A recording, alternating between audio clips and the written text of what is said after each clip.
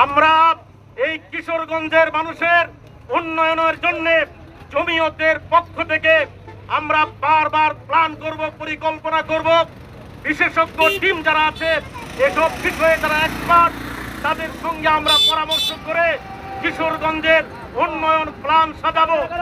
আমরা যদি আইন শৃঙ্খলাকে সুন্দর করতে পারি, ইনসাফপূর্ণ একটা সমাজ গঠন করতে পারি, আমরা যদি শিল্পাঞ্চল গঠন করে বেকারত্ব দূর করতে পারি, আমার বিশ্বাস যে এই কিশোরগঞ্জ হোসেনপুর সারা বাংলাদেশে উন্নয়নের মডেল হয়ে যাবে ইনশাআল্লাহ।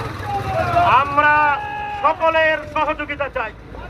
বিশেষ করে সাংবাদিক বন্ধুরা এসেছেন, সাংবাদিক বন্ধুদের সহযোগিতা চাই। কিশোরগঞ্জের কৃষক, শ্রমিক, মেহনতি জনতা এবং সর্বস্তরের মানুষের সহযোগিতা চাই।